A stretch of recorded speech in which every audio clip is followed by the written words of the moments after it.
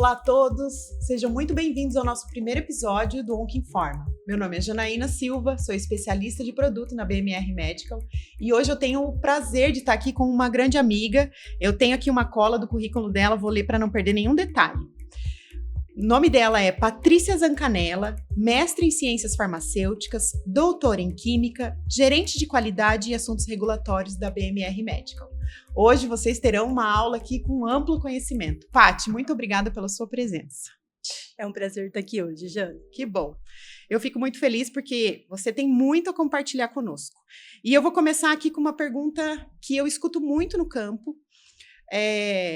A preocupação dos profissionais da saúde. Hoje, nós sabemos que a manipulação, a infusão de quimioterápicos, ela é uma atividade insalubre, mas ela leva um risco silencioso, que os profissionais não têm ainda uma conexão com toda essa problemática. O que você tem a nos dizer sobre isso?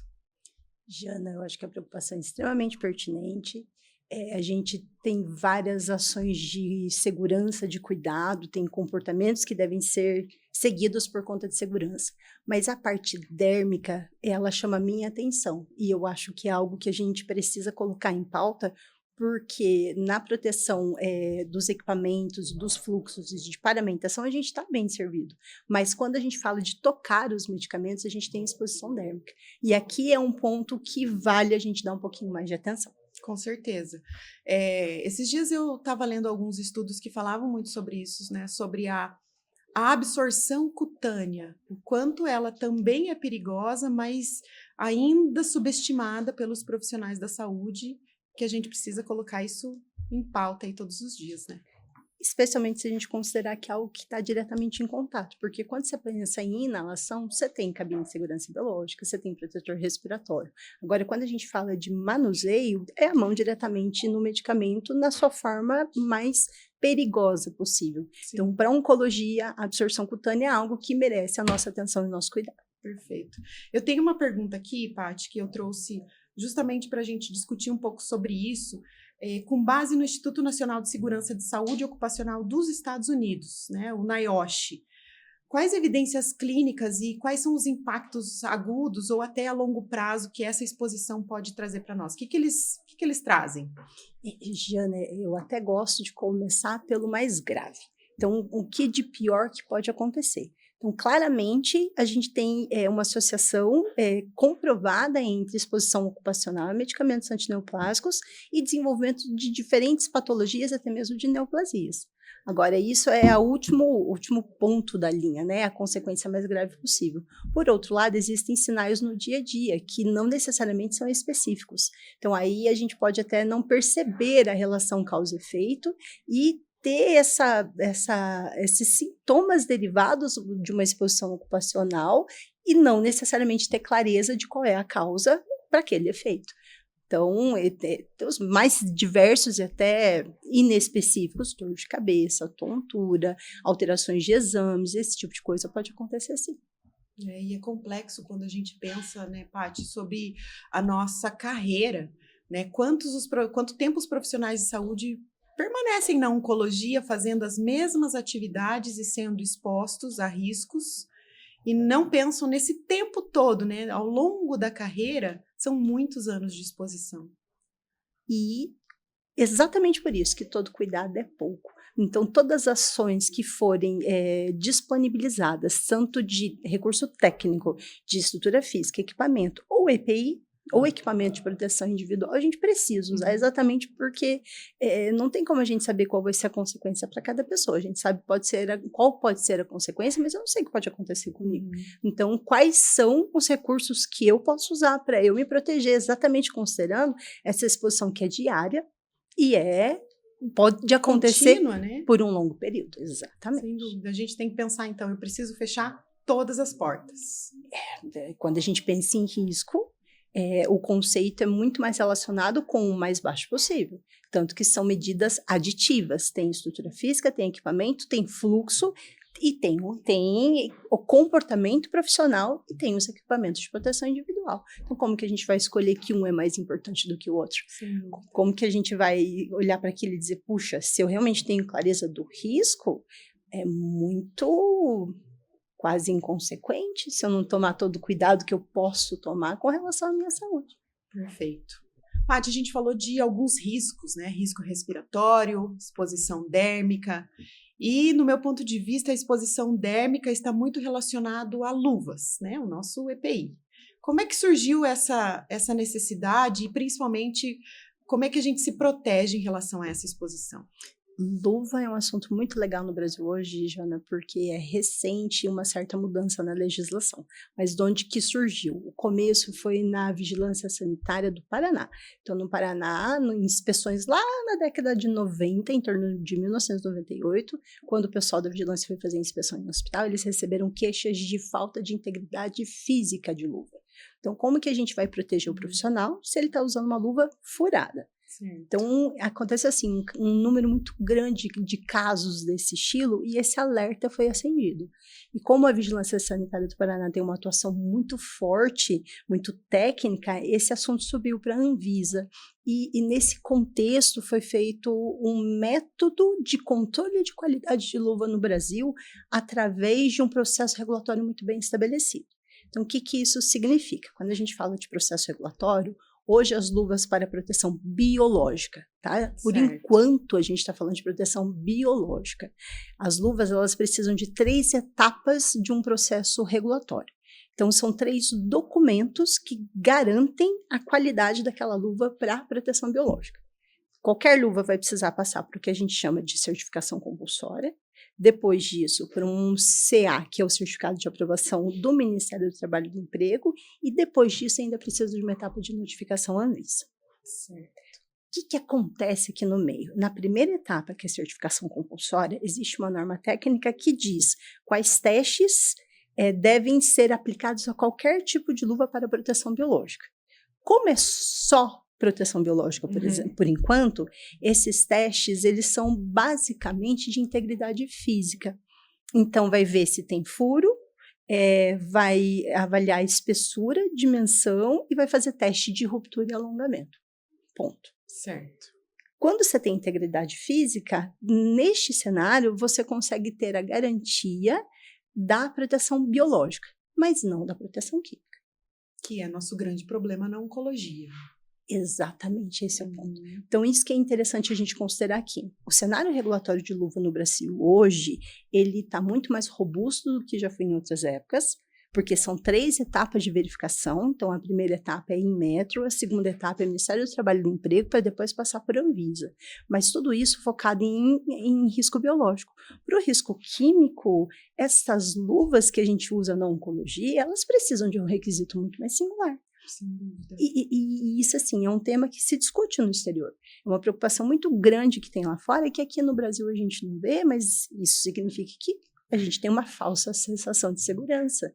Quando a gente usa uma luva com todos esses documentos dessa rota regulatória, mas que na prática é uma proteção biológica e que não é o que a gente precisa na oncologia. Faz sentido o que eu estou te falando? Com certeza, com certeza. A gente tem muitas drogas citotóxicas, né? E nem tudo é lindo quando a gente está lá na frente do paciente para administrar uma droga. A gente pode ter muita exposição. Nada está tão protegido, né? A gente tem um risco aí, sobretudo na manipulação, na administração, na retirada dessa bolsa. Isso é um risco importante. E esse é um contexto interessante, Jana, porque a gente acaba pensando em manipulação e administração, mas também a gente tem que considerar que num hospital, por exemplo, você tem um serviço de abastecimento farmacêutico. Então, não é só na farmácia de manipulação de oncologia, de quimioterápica, que a gente vai ter essa exposição. A gente tem um risco de exposição no serviço de abastecimento farmacêutico, nos recebimentos, nos preparos das medicações para cada paciente, na dispensação também. Então, veja que interessante, o cenário brasileiro hoje, a gente tem um método robusto para risco biológico. Mas o risco químico, que é o que a gente tem na oncologia, ele está descoberto pela legislação nacional hoje. Perfeito. Primeira situação. Segunda situação, a gente tem um foco muito grande em manipulação e administração. Mas em serviços maiores ou até maiores ou menores, as instituições menores também terão pessoas recebendo medicamento, fazendo descarte de infusões finalizadas, e são momentos de risco também que a gente vai estar protegendo para o risco biológico. O que é que a gente faz com o risco químico? É verdade. É um risco transversal, então podemos dizer assim, né? Está expondo diversas áreas em uma única infusão. Exatamente, porque se a gente for acompanhar, do mesmo jeito que você fala bastante como enfermeira da jornada do paciente, deixa eu falar aqui da jornada do medicamento. Certo. Então, se a gente pensar de porta a porta, da chegada até o descarte do resíduo, a gente tem outros profissionais que também estão em risco do ponto de vista químico. Nossa, e como é que a gente olha para essa luva? Como é que qual é a necessidade da luva para que ela tenha, então, essa barreira química? A pergunta é excelente, Jana, mesmo porque não é algo que não exista, pelo contrário, essa que é a grande questão. Existe uma norma técnica chamada STM. A STM é uma associação que define padrões, e padrões de teste, inclusive, para que sempre que você for testar algo, sendo aquele algo sempre o mesmo, você tem sempre o mesmo método de teste. Então, existe uma STM específica para fazer um teste de permeação de medicamento antineoplásico em luva. Perfeito. Tá? É uma norma específica para teste químico de luva, para você avaliar a permeação do medicamento através daquela luva. E ela é tão específica, que é o que faz sentido para oncologia, que ela lista 7 medicamentos obrigatórios, 2 medicamentos opcionais, e ela diz: teste este rol de medicamentos que são os mais comuns na oncologia, e não só os mais comuns, mas tem os medicamentos de maior risco também. Perfeito. Que sabidamente já tem uma permeação maior pelas luvas, e aí, assim, o que você tem? Você não tem uma luva só para proteção biológica, que também é importante, mas você passa a saber, quando você tem um relatório de ensaio de acordo com esta norma, para os medicamentos da lista, você passa a saber que, por exemplo, depois de 240 minutos de exposição, o medicamento não atravessou a sua luva. Ou então, para carmoxina e tiotepa, que são 2 medicamentos que têm uma permeabilidade muito maior, você tem um resultado que depois de X minutos, que 20 minutos, 30 minutos, já atravessou. O que significa que a gente tem que trocar as luvas depois de 20 ou 30 minutos de contato com o tiotepa ou carmoxina. Perfeito. Você percebe o valor que isso traz do ponto de vista de segurança para o profissional? Sem dúvida. E você falou uma palavra importante, Paty, eu queria explorar um pouco mais isso. Teste de permeação. O que é a permeação na luva? Então, qual que é o sistema de teste que é padronizado por essa norma técnica? Eles colocam o medicamento de um lado, a luva como barreira, e vão medir quanto do medicamento atravessou a luva literalmente. Então, você coloca uma concentração conhecida do medicamento conhecido de um lado da luva, no sistema de teste, você cria a condição para atravessar ou não, porque aí vai depender da permeabilidade da luva ao medicamento e da característica do medicamento, e você vai quantitativamente avaliar quanto do medicamento passou para o outro lado. Então, se você pensar, é exatamente o uso real na oncologia, porque você está com a mão enluvada de um lado e o medicamento, do outro, seja você manipulando ou fazendo infusão, ou recebendo na farmácia central, ou fazendo descarte de resíduo. Então, é uma simulação do uso real com medicamentos reais, com os medicamentos mais comuns na oncologia e nas concentrações habituais. Ou seja, a nossa preocupação com o risco químico, ela é muito bem cuidada com essa norma técnica que eu estou falando de você. E essa certificação que você menciona, certificado de aprovação pelo Ministério do Trabalho e a notificação da Anvisa, o que isso quer dizer em relação à luva? Do ponto de vista do risco biológico, é pré-requisito. Você precisa da primeira etapa, que é certificado de conformidade, que são testes de acordo com a norma para risco biológico. Certo. Que são os testes basicamente físicos, dimensão, espessura, ruptura e... esqueci. Já lembro de falar o próximo teste. Mas essas 3 etapas, então, primeiro, no certificado de conformidade, você tem testes de acordo com a norma, para garantir integridade física para proteção biológica, tá? Certo. Como a luva é um EPI, na segunda etapa, você precisa de certificado de aprovação do Ministério do Trabalho e do Emprego. Perfeito. Porque é um EPI. Certo. Você precisa de um para depois outro, para depois você receber, aliás, você solicitar, você vai receber outra história, né? Mas você solicitar uma notificação, uma aprovação da Anvisa, considerando aquela luva como um dispositivo médico. Mas isso para proteção biológica. E para o químico? Não tem nada no Brasil que exija ou que atenda à realidade da oncologia, dos medicamentos da oncologia. Tá? Então, se a gente for pensar assim, amplo, a gente até tem luva para proteção química, que não é a realidade da oncologia. Aí são as indústrias químicas de verdade. Então, existe sim certificado de aprovação para EPI, luva química, mas para químicos que são de outro estilo, que não representam a realidade da oncologia. Hidróxido de sódio, ácido sulfúrico, é totalmente outro universo, outro mundo, que não atende a necessidade da oncologia. Então, colocando em pratos limpos, nós precisamos de uma legislação para ontem, para regulamentar essa necessidade e colocar todos os profissionais de saúde em segurança. Na oncologia, com certeza. Na oncologia, risco químico, proteção dérmica. Hoje a gente tem um gap na legislação, sim. Então, do ponto de vista de proteção oferecida pela luva, nós não temos a exigência para proteção química. Que situação, né? Eu queria trazer outro ponto aqui, que eu selecionei uma pergunta. E como nós podemos proteger efetivamente os profissionais que atuam na oncologia, no risco químico inerente aos medicamentos antineoplásicos, mesmo não tendo essa legislação? O que os profissionais de saúde hoje podem pensar e buscar para trazer segurança para todos eles? Independente de legislação brasileira, que está muito robusta para risco biológico, para proteção biológica que a luva oferece, a gente tem sim a possibilidade, e a gente encoraja, inclusive, que se busque luva que a gente chama de chemo-rated, uma luva testada com medicamentos antineoplásicos de acordo com a STM específica para isso, que eu vou te falar o número, assim que eu lembrar. Fica tranquilo, eu também não sei. Mas a gente bota de cola aqui no rodapé, os meninos ajudam depois, porque eu não lembro de cabeça. Mas esta norma técnica, a gente pode e deve solicitar ao fornecedor um relatório de ensaio, de acordo com essa norma técnica específica, que vai trazer 7 medicamentos antineoplásicos que são obrigatórios, 2 opcionais, todos da rotina da oncologia, e dentre eles os 2 que são mais perigosos do ponto de vista de permeação, que carmoxina e tiotel. Perfeito. Seria, então, uma ideia da gente pensar enquanto gestores de serviços de saúde, isso deveria ser uma premissa. Altamente recomendável. De que esses gestores tenham dos seus fornecedores essa documentação que certifique o quanto essas luvas são resistentes à permeação que você me ensinou hoje. De medicamentos antineoplásicos, especificamente.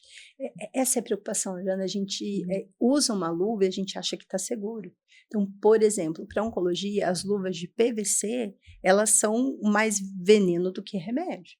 Porque são muitíssimo permeáveis aos medicamentos antineoplásicos. Então, eu estou usando uma luva, mas a luva é inapropriada. Eu acho que eu estou segura, mas não tem como. Eu estou segura só por uma parte, só pelo risco biológico. Biológico, exatamente. Então, claro que é importante.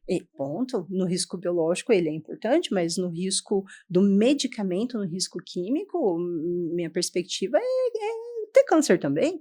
Então, eu não posso negligenciar de alguma forma.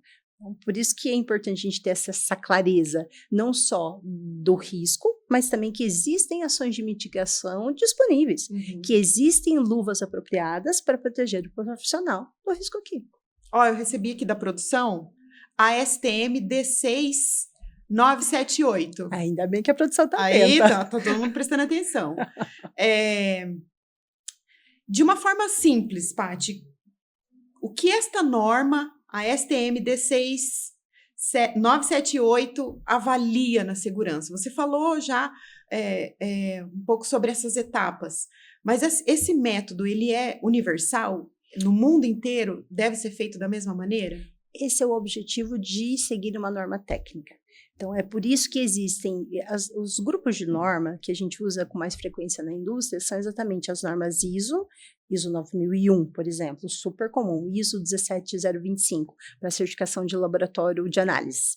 Então, as normas ISO ou então as normas ASTM. A ASTM é uma sociedade americana de testes de materiais. Certo. Então, o objetivo deles é padronizar. Exatamente para quem... A ASTM ele é muito mais voltada para método de ensaio. Então, quem for fazer um ensaio de luva de permeação química, não faz sentido usar outro método que não esse, senão deixa de ter resultado comparado. Perfeito. Então, se a gente for comprar a luva, então eu chamo os fornecedores e eu digo, eu quero uma luva com proteção biológica ok, que vai ter que cumprir a legislação brasileira, certamente, mas eu também quero uma luva que proteja o meu profissional do risco químico oferecido pelos medicamentos antineoplásicos. Aqui, assim, se todos eles apresentarem o mesmo relatório de ensaio de acordo com a norma STM, que você falou o número... Cadê, produção? Vamos lá. D6978. Essa aí. Então, se todos os meus fornecedores apresentam opções de luva com um relatório de ensaio de acordo com o método preconizado pela norma, eu consigo comparar resultados e escolher a melhor luva. Ou eu consigo saber que mesmo que eu tenha resultados diferentes, eu estou protegida, porque mesmo depois de 240 minutos de exposição, o medicamento não passou de um lado para o outro, ou para os medicamentos com maior risco, carmoxina e tiotepa, atravessou a luva, depois de 10 minutos, 20 minutos, seja qual for, eu sei por quanto tempo eu estou protegida, e eu consigo saber qual é a ação prática. Então, depois de 10 minutos, eu preciso trocar as minhas luvas, as duas luvas. A gente vai falar disso já. É um tema polêmico. Vou soltar a bomba aqui e vou sair. Vai ficar comigo. Nada de sair, não. A gente fica juntas aqui até o fim. Então, exatamente essa questão. Você consegue comparar as várias opções de luva, porque você tem exatamente o mesmo método de ensaio. Agora, eu posso inventar um outro ensaio, mas eu não consigo te dizer se compara ou não compara. Sim. Então, um ensaio padronizado de acordo com uma norma técnica, sem falar que a STM, como o ISO, são instituições muito respeitadas, robustas, com este foco de padronização, seja de sistema de gestão, de método de ensaio, é padronização. Então, faz muito sentido todos que forem testar permeação de medicamento em luvas que usem essa mesma norma técnica. Esse método. A gente fala tanto em metodologia de tudo, né? Então, eu imagino que nós podemos traduzir tudo isso esse método sai de um modelo empírico, em que nós imaginamos que estamos protegidos, mas demonstra na prática que, de fato, essa luva oferece, então, uma proteção superior que outras, por exemplo. Ou não. Ou então, não, quando você testa verdade. uma luva de PVC e você percebe que o que está fora está dentro, assim, porque a permeação é muito rápida, porque é realmente permeável e não é apropriada do ponto de vista de proteção de profissional de medicamento antineoplásico. Sem dúvida. Paty, falando um pouco sobre essa situação, né, dos 2 pares de luva. No Brasil, essa prática ainda não é tão bem estabelecida, por exemplo, para enfermeiros. Exato. Imagino que na farmácia, na manipulação, conheço alguns farmacêuticos que já me disseram que é uma prática, mas eu não sei se todos. Mas eu queria que a gente explorasse um pouco aqui, principalmente, o que dizem as recomendações. ANS, ONS, NIOSH, todos mencionam a seguinte frase: o profissional de saúde em contato com quimioterápicos necessita utilizar luvas testadas e validadas e 2 pares desta luva. Como é que você, que já conhece serviços no mundo afora e conhece aqui nosso Brasilzão, o que você vê nessa sentença das recomendações? Qual é a preocupação deles? Giana, expressa exatamente a ação de mitigação de risco que a gente precisa ter para um risco desta proporção, que é o risco ocupacional químico oferecido pelos medicamentos antineoplásicos. No Brasil, tem uma RDC da Anvisa, a RDC 220, se bem me lembro, de 2004. Então, lá ela estabelece dupla luva para farmacêuticos durante a manipulação.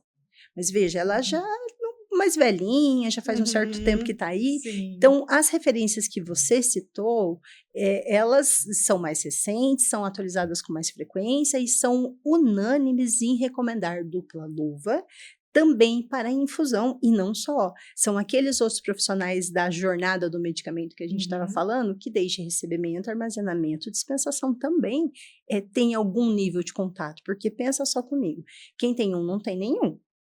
Sim.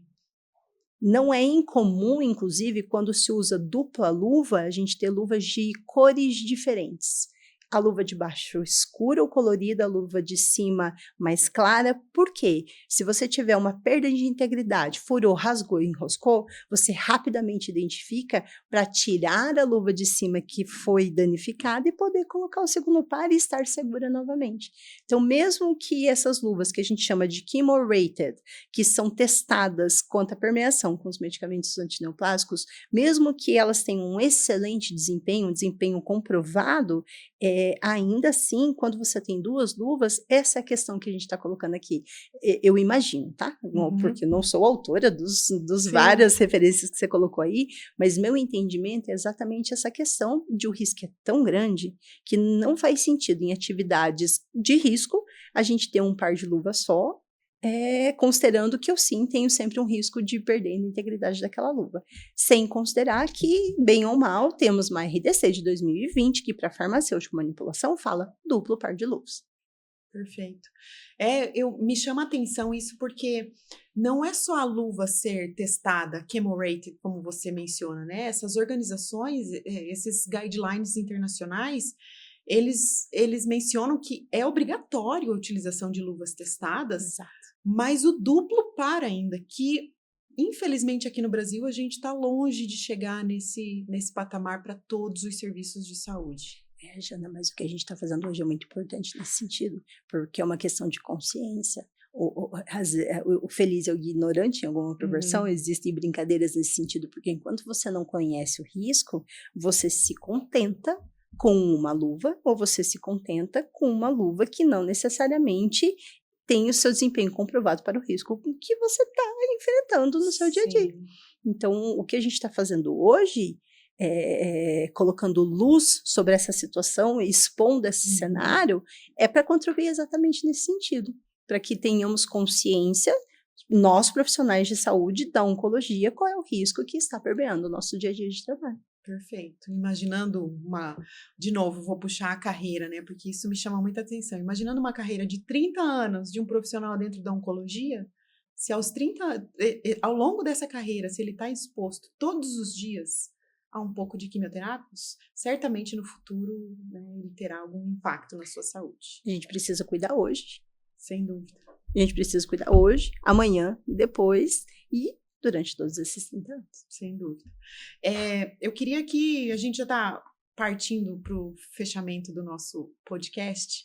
Eu queria até explorar um pouco mais com você como é que a gente pode levar para as instituições de saúde essa boa prática e fazer com que os profissionais tenham aderência a protocolos, POPs, que tenham a observação desse autocuidado. A gente cuida tanto do paciente, a gente se preocupa tanto com quem está ali e devemos nos preocupar 100% com ele que está ali na nossa frente, mas às vezes a gente acaba deixando de se cuidar em relação a isso.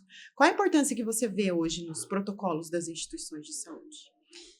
É quase redundante falar sobre isso para a gente, porque como a gente vem da indústria, a indústria é sempre baseada em instruções de trabalho, em métodos de trabalho que uma ou 40 pessoas ou 400, a mesma atividade tem que ser feita da mesma forma.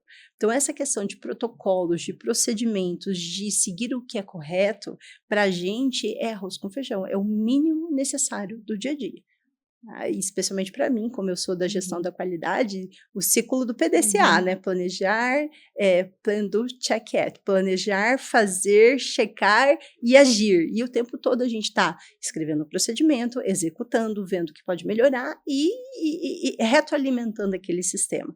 Você também colocou o paciente que, você já sabe, o nosso lema de todos os dias é primeiro o paciente. Então, para a gente está sempre em primeiro lugar o paciente, mas a gente tem uma visão também de que o profissional de saúde precisa se cuidar para que ele não seja o nosso primeiro paciente em algum momento. Sim. É uma conscientização. É uma exposição ocupacional.